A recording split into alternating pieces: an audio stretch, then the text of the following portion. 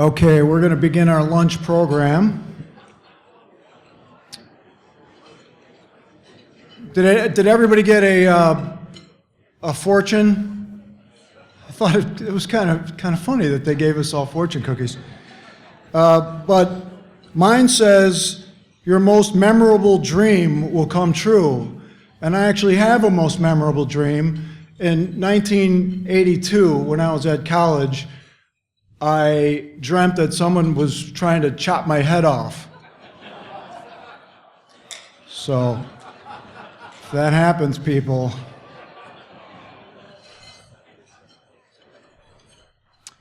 Apologies from Susan Jacoby, who was meant to be our speaker this afternoon at lunch. Susan was in a light car accident, a taxi accident in New York City, sustained some injuries and was advised by her doctors not to travel this weekend. So she sends her regrets. She really wanted to be here. I know all of us wanted her to be here, but next time we'll hear Susan Jacoby. So instead, Ron Lindsay's going to talk about the Ten Commandments, and he's allowed me to just rail on the Ten Commandments for a couple minutes before he gets up, because I actually have done a talk about the Ten Commandments too, and thanks to the hotel, they let me borrow the Bible, the New American Bible, which is a bit of a whitewashing of the Bible, but not completely. Number 10 would, thou shalt not covet your neighbor's house, his ass, all those things, would destroy the entire U.S. economy, which is predicated on coveting things. I think the people at Rolex and Maserati and every plastic surgeon in Beverly Hills would be out of business if it weren't for coveting. But the worst of all, I think, is number 4, and this sounds innocuous on the face of it, but it really is horrible in many ways, and that is God commands you to remember the Sabbath. You're not supposed to work on the Sabbath. Now, I happen to be a Chicago Bears fan. The NFL works on Sunday, so that's a problem. But what does this commandment really say? Because the devil is in the details here. And by the way, once again, this is the New American Bible. This is a little bit sanitized, but here's what it says. You shall not do any work, either you, your son or your daughter, your male or female slave, your work animal, or the resident alien within your gates. That's the American Bible resident alien part. But listen to that again. You shall not do any work. You, your son or your daughter, your male or female slave, your work animal, or the resident alien. Who's missing in that? The wife. Completely missing. The resident alien. Well, this is directed at men. All this stuff is directed at men. So the resident alien gets a day off. Your ox gets a day off. But the wife continues to work. I would be upset about that. And by the way, let's not just forget what we just glossed over. Male and female slaves? Smack in the middle of Christianity's blueprint to good behavior is the tacit consent of slavery. No one ever talks about that. But Ron Lindsay will talk about some of this stuff. And he's got a completely different take on the Ten Commandments. So please welcome Ron Lindsay back to the stage.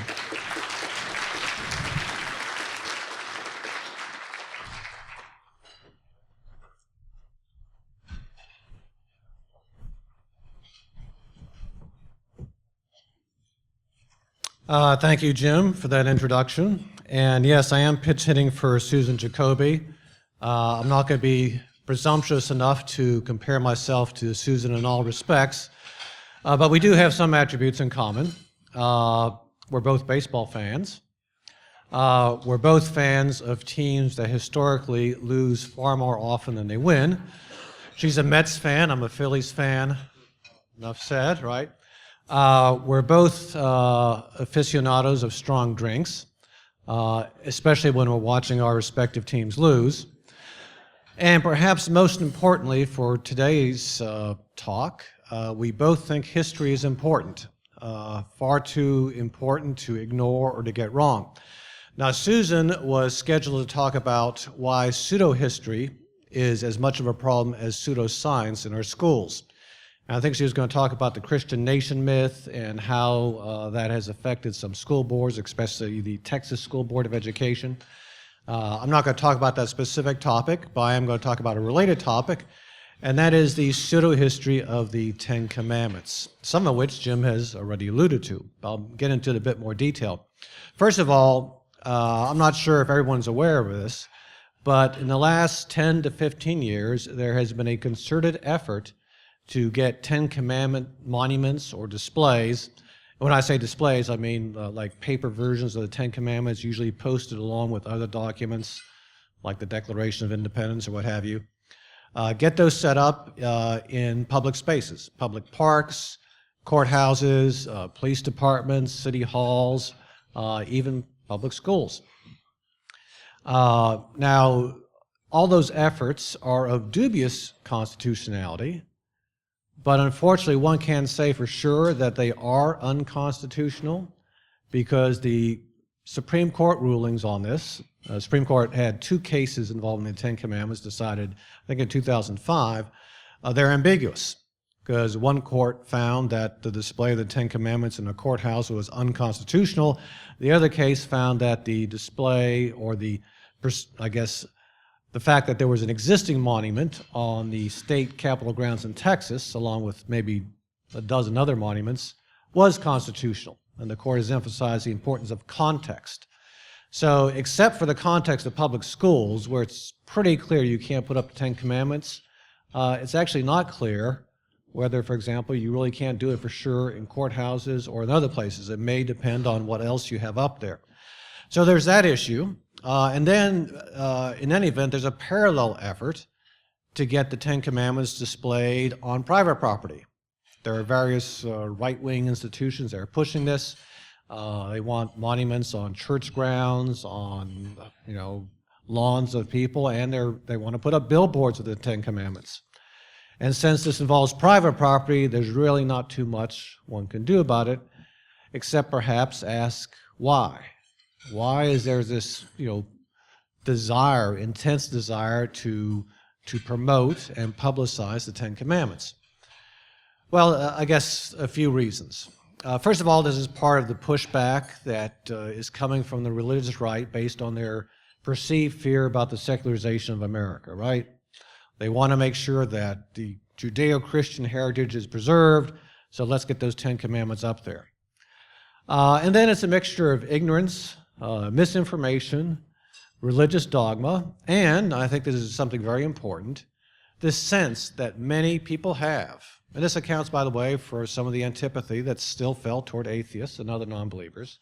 There's this sense that many people have that morality needs God, right? You cannot have morality without God, and since the Ten Commandments are effectively the deliverance of God's word to his people about what should be done, there's this push to have the Ten Commandments put up. And there's, for example, a monument that was put up fairly recently in Oklahoma. And there are similar ones that are being put up throughout the country. So, to give you an example of some of the reasoning of the people, and by the way, I would say there are 2 fundamental propositions behind this view that people have. One is the Ten Commandments are the foundation for morality. Another one, and this has come up because, if you're trying to argue that the Ten Commandments should be in a public space, you can't just base it on religion. You have to show somehow that it has real historical significance. So the argument that many of these right-wing groups and institutions make is the Ten Commandments are the foundation for the American legal system. So in fact, a lot of the displays that are being pushed, and they're trying to get up in courthouses or whatever, they're called the foundations displays. And there they'll have the Magna Carta, the Declaration of Independence, the Constitution, something else, and then the Ten Commandments, because the Ten Commandments are the foundation for the American legal system. And I have a couple of quotes to illustrate the mindset of some of these people. The first one is from a person called Joseph Farah. I don't know if any of you heard of him. He's a fairly well-to-do right-wing zealot, and he's made it one of his pet projects to get the Ten Commandments up in as many places as possible. And one thing he has said is, for 3,000 years, empires have come and gone based on their adherence to the Ten Commandments. Millions of people have perished or been brought to salvation by God's teachings about right and wrong.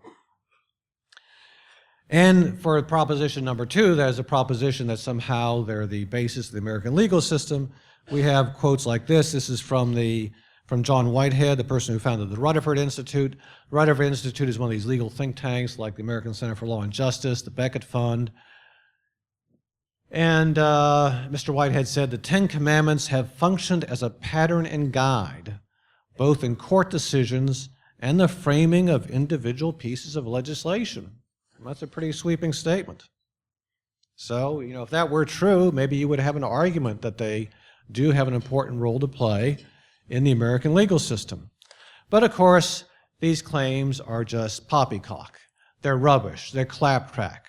They're just nonsense, balderdash, right? To begin, don't mince my words, right? I could go on and on, but we have limited time here at lunch.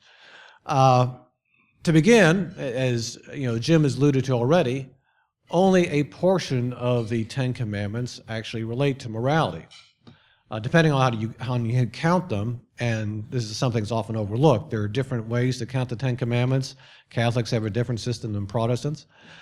But it's fair to say that 4 of the Ten Commandments don't have anything to do with morality at all, at least as it's understood nowadays. They have to do with the religious obligations, which are not universally acknowledged. For example, keeping the Sabbath holy, don't take the Lord's name in vain.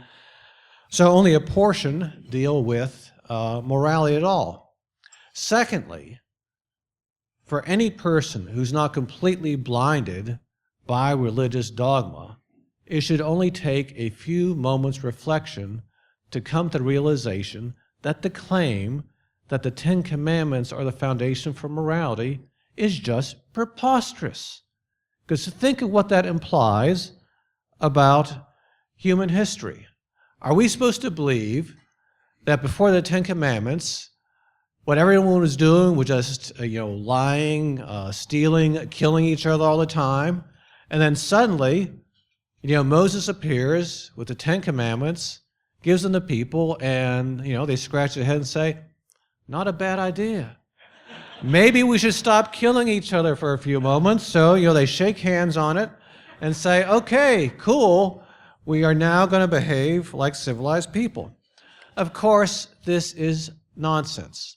All human societies have had prohibitions against stealing, deceit, unjustified killing. Any community in which such minimal rules were lacking would be very short-lived, right? For human communities to survive, we need certain rudimentary principles that foster cooperation. The moral content, as opposed to the religious content of the Ten Commandments, is a common heritage of civilized society. There's not been any human society, and I dare anyone here to come up with an example, that didn't have these core moral norms, regardless of their religious beliefs or whether they had any religious beliefs at all. Now, the most that can be said for the Ten Commandments is that some of them are consistent with common moral precepts. But that's about all that can be said for them. Because in fact, the more one thinks about them, the more one realizes that they're not without some flaws, right? First of all, they're a bit under-inclusive. So let's just take the ones that really focus on morality. Thou shalt not kill, thou shalt not steal, thou shalt not bear false witness. Well, how about maiming people? Doesn't say anything about you can't maim people, right? You can tear an arm off. You can't kill them, but you could take their arm off, right? Or cause other serious bodily harm. Obviously, that's something that is a common moral precept, but it's not included in the Ten Commandments. Or just damaging someone else's property. You're not supposed to steal someone's property, but how about vandalism? All right? How about burning someone's car just for the kicks? Not prohibited by the Ten Commandments. And really the most glaring omission, I think, is there's nothing in the Ten Commandments about helping people, right? And I would say it's part of our common moral code that if you can help someone in distress without putting yourself at risk or placing too much of a burden on yourself, you have an obligation to do that. Yet there's nothing in the Ten Commandments about that. So that's a common moral precept that societies have, not in the Ten Commandments. And as Jim has already alluded to, they're probably over-inclusive.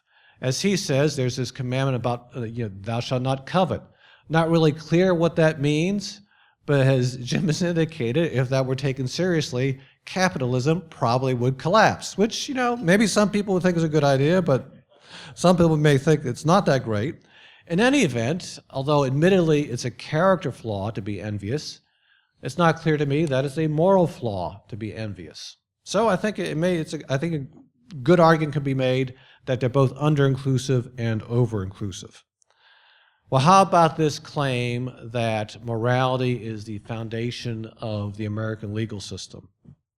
Now here, admittedly, matters are slightly murkier because there is some loose language in a few judicial opinions, especially opinions that were written early in American history, that might suggest that, in fact, the Ten Commandments influenced the development of the American legal system. But a careful examination of the historical record fails really to support the claim that there's a direct relationship between the law and the Ten Commandments. And again, if you think about it, just as no human society has failed to have moral prohibitions against theft, perjury, or murder, likewise, there's no legal code that has failed to have prohibitions against deceit, perjury, theft, murder, and things of the sort. These are prohibitions that are really based on the human condition. We need to prohibit actions which, if left unchecked, would result in the dissolution of civil society. Now, I alluded just a moment ago to some loose language in judicial opinions, and to the extent that cheerleaders for the Ten Commandments bother to provide any evidence, this evidence is derived largely from some various legal opinions. But there are a couple of things to know about these legal opinions. To the extent that the supposed religious basis of a law was critical to actual rulings in these cases, what the lawyers call the holding of the cases, these rulings would today be considered unconstitutional. More casual references to religion or to the Ten Commandments one can find in a number of opinions, but these really just express the personal viewpoints of the judge or the justice. And the reality is that before the mid-20th century, most American judges, just like most of the population, they were religious. In fact, sometimes very religious. And even today, of course, we have justices like Justice Scalia. But let's look at the court case that is cited most often by the proponents of this view that the Ten Commandments are the basis of the American legal system. I don't know if many of you have heard of David Barton. He's a so-called historian. He founded this group called Wall Builders. He turns out a book like every year because he owns his own publishing company. And one of the things he likes to do is just cherry pick language from various historical figures and then from some legal cases that he thinks proves that this is a Christian nation founded on the teachings of the Bible, including the Ten Commandments. So the case that's cited virtually all the time is this case called People versus Ruggles, a New York State case from 200 years ago, 1811, involved a gentleman called Ruggles. Apparently his first name is not known to history. And one day he happened to say, Jesus Christ was a bastard and his mother must be a whore. Not clear what prompted him to say that. Might not have been a very prudent thing for him to say. But he was charged with blasphemy for saying that. And he was sentenced to 3 months in jail and fined $500. Not an inconsiderable amount at the time. It's equivalent at least to $10,000 nowadays. Well, on appeal, he argued, hey, look, you can't charge me with blasphemy because there is no New York statute that prohibits blasphemy. In other words, there's nothing written down in the law, nothing passed by the New York Assembly that says blasphemy is illegal. Well, the court wasn't going to let him get away with that, right? Because this is outrageous. So what the court said was, well, Christianity is part of the common law. And because Christianity incorporates the Ten Commandments, and there's this thing about not taking the Lord's name in vain, profaning sacred things is impermissible. So common law essentially, of course, means just judge-made law. And common law was the basis for much of English law, and a lot of common law, English law, was carried over into the new United States. Very little common law still today, especially within respect to crimes. That's all based on statutory law. But in any event, this ruling was that Christianity is part of the common law. Well, the thing is, one doesn't have to be a lawyer to recognize that the Ruggles case would be today unconstitutional. But remember that in 1811, the Bill of Rights did not apply to the states. Right? The Bill of Rights didn't apply to the states until the 1940s, and in particular, the Establishment Clause wasn't applied to the states until the Everson decision in 1948. Furthermore, we have to face the fact there was a lot of religious prejudice at the time, including among judges. The country was overwhelmingly Christian, wasn't a lot of regard for non-believers, and wasn't a lot of regard for people of other faiths, as indicated by some of the language from the court's opinion. And the court, had to face the argument, and one of the arguments was, well, if you punish Ruggles, you're going to have to punish people who criticize Judaism or Islam or Buddhism. And the court said, no, we don't have to do that.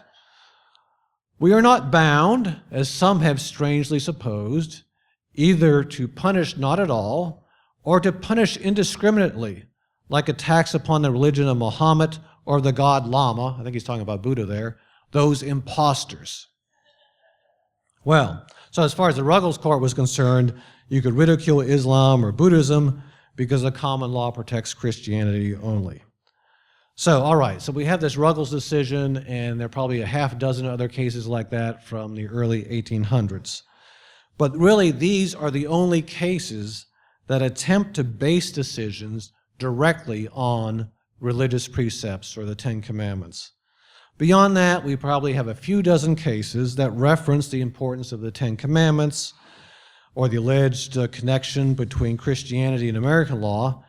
But these references to the Ten Commandments really are for oratorical effect only. In other words, they're just kind of the judge making a point.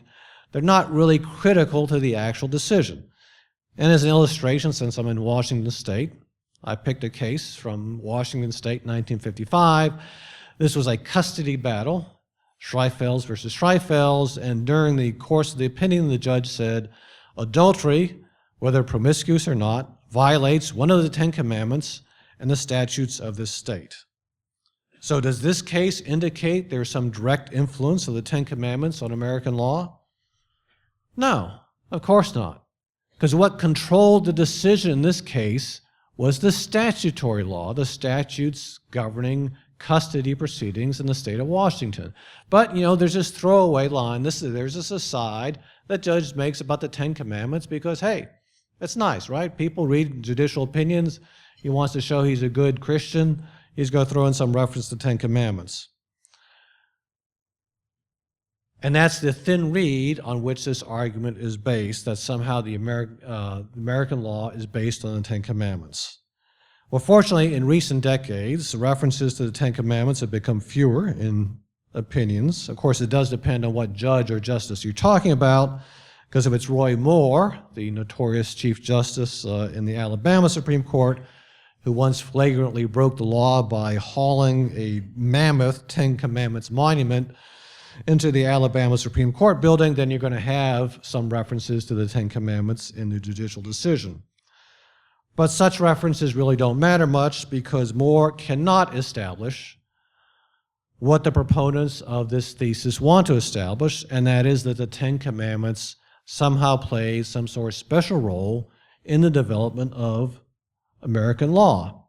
Quite to the contrary, all historians and most judges and justices agree with what Stephen Green has said. Stephen Green is one of the most prominent legal historians alive in the United States today. As he indicates, absent a handful of early cases, cases from the early 1800s, judicial reliance on the Ten Commandments as a source of law has been all but non-existent. At the crucial time of the nation's founding, attitudes about the purpose and function of the law were imbued with an Enlightenment perspective.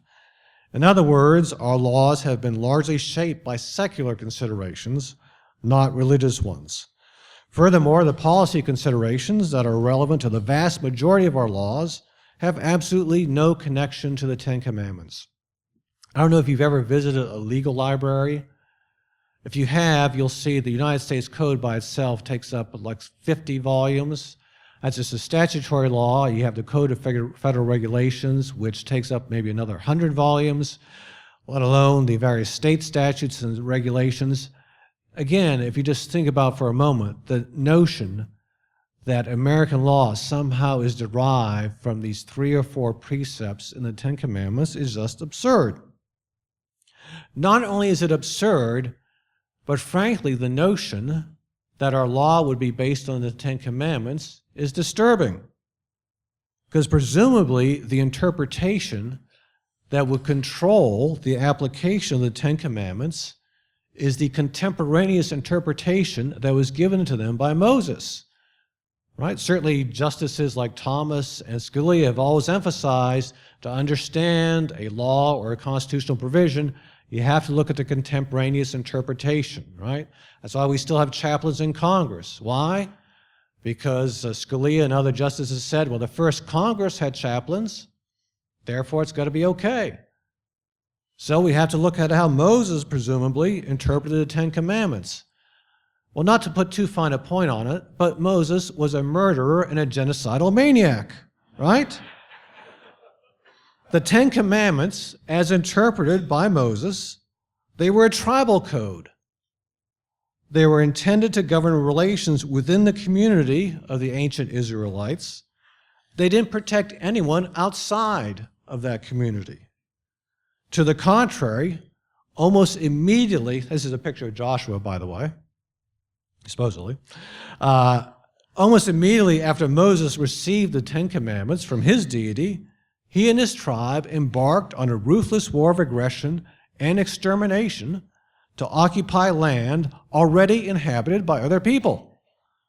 The commandments, thou shalt not kill and thou shalt not steal, obviously did nothing to protect the Canaanites or the Midianites or all those other tribes that were attacked with God's blessing by Moses, Joshua, and their successors. Now today, we would undoubtedly consider an unprovoked war with the aim of exterminating entire groups of people to be a horrible crime. It's what we euphemistically refer to as ethnic cleansing. But obviously, it wasn't considered a horrible crime at Moses' time. Now, of course, Moses was no worse than any other leader of his time, and the ancient Israelites were no worse than any other people. But they were no better. You know, earlier in my talk, I referenced the fact that all human societies have had certain core moral norms. That is a set of fundamental norms like thou shalt not kill, thou shalt not steal. Those haven't changed. What has changed, and it has changed dramatically, as the philosopher Peter Singer has said, is the scope of our moral norms. To use Singer's terminology, we've had an expanding circle of morality. Early in human history, moral norms applied only within one's tribe, one's religion, or one's nation. The notion of human rights, that is, rights apply universally to all human beings, is a fairly recent development in human history. In fact, I would say there have been 3 major revolutions in morality within human history. One is the notion that human rights are universal. The other is the abolition of slavery. And finally, we have the emancipation of women. All these things happened within the last couple hundred years. They happened after the Enlightenment. They had absolutely nothing to do with the Ten Commandments. And this is one of the ironies of the push to have the Ten Commandments displayed in public or private spaces on the ground that somehow they provide the foundation for our morality or our law. Not only is such a view completely irreconcilable with history, as we've seen, But the Ten Commandments are actually a relic of an earlier time, an earlier era in human history, when our moral norms were much less inclusive, when people who weren't in your tribe or weren't in your clan or didn't share your religion were considered outsiders, not part of your community, and you could either kill them or reduce them to slavery. Fortunately, humanity has progressed beyond tribal codes, and most everyone, at least, gives lip service to the universality of human rights. Unfortunately, because of ignorance and religious dogmatism, too many people have an incorrect understanding of the relationship between religion and morality. But that, of course, is one reason we need organizations like the Center for Inquiry. Pseudo-history can be resisted and combated and overcome, but it's not going to be resisted, combated, and overcome unless we do something about it. And I think it's incumbent upon us to set these people straight and show them that, in fact, this notion that the Ten Commandments are the foundation for morality or American law is just plain wrong. Thanks.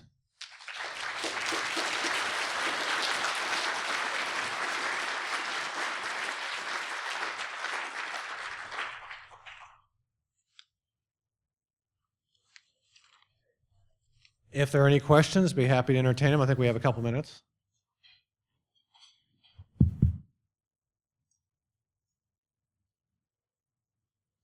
Thank you for a great talk. This is maybe a question for everyone in the room to consider. We tend to get a lot of bad press when we go in and try to get a Ten Commandments memorial taken down. And that's not so good for us. And it's a win for the other side. Rather than combat it by, trying to have something taken down, why not combat it by having something else put up? And there are several renditions of the humanist Ten Commandments, and have something like that to put up as again, this is part of our history from the Enlightenment, and use the very same arguments to put up our own humanist Ten Commandments. Yes, I know there's that idea, and in fact, I'm sure you're aware, American Atheists, they tried to get the Ten Commandments monument removed from this place in Florida, I believe. Weren't successful in part because there was no one who had standing to bring the lawsuit. So they, however, were successful in getting an American Atheist monument put up. That's one approach.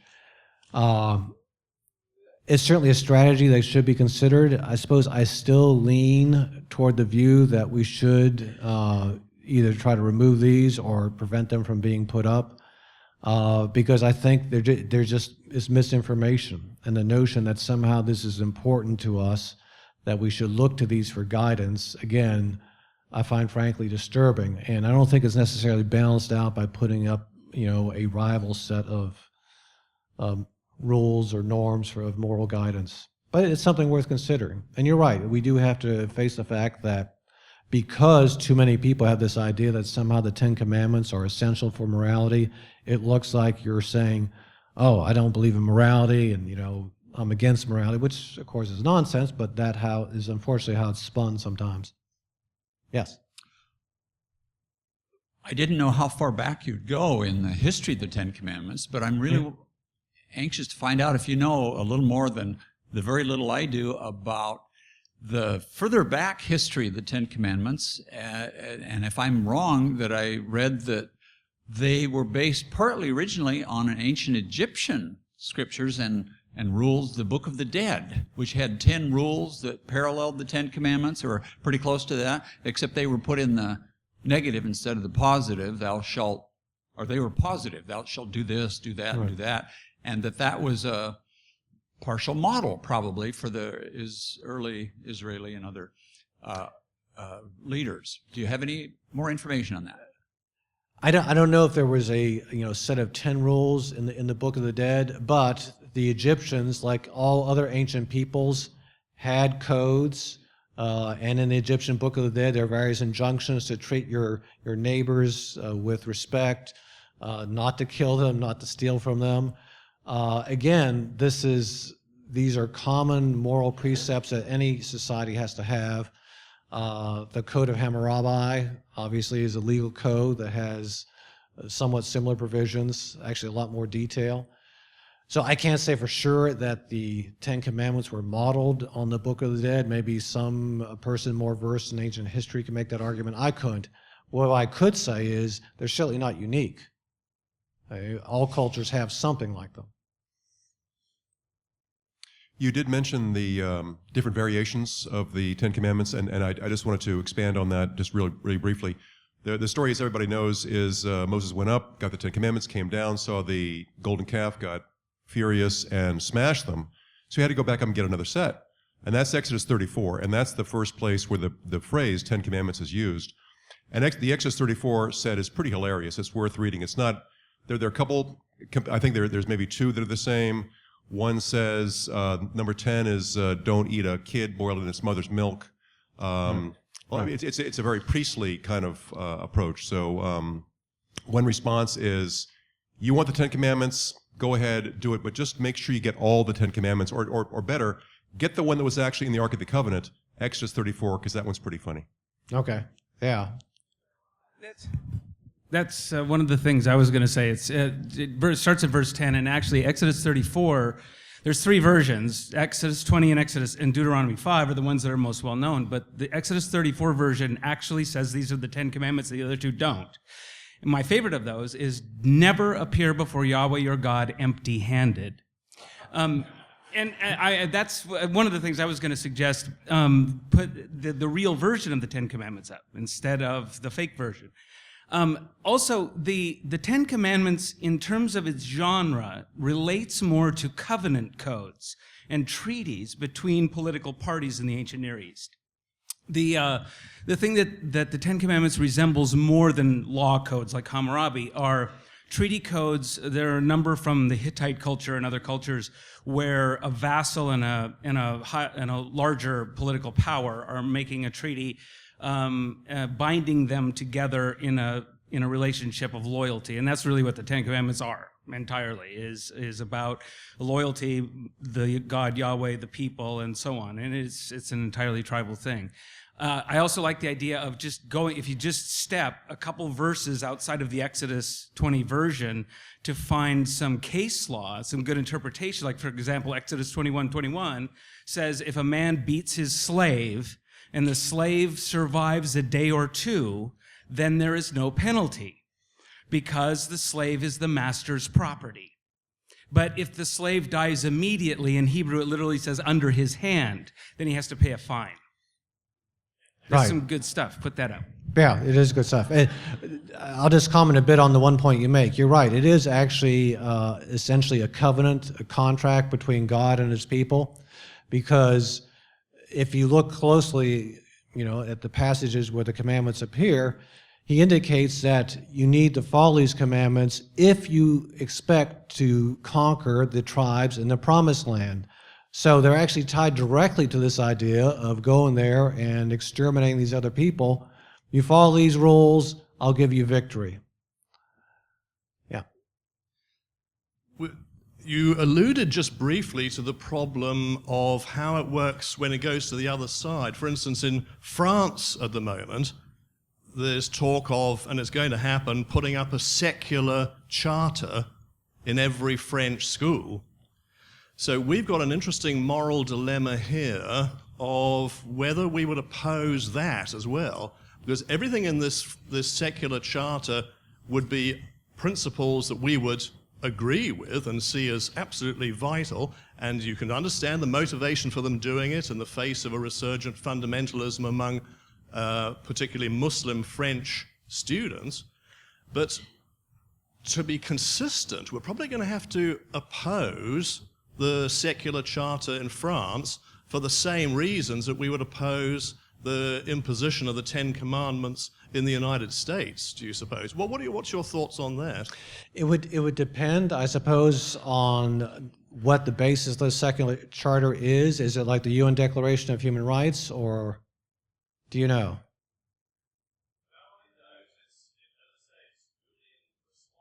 Okay. I guess a couple of comments. One, if it really is tied in to the French Constitution or French constitutional history, it wouldn't be any more objectionable than putting up the Bill of Rights in the classroom, right?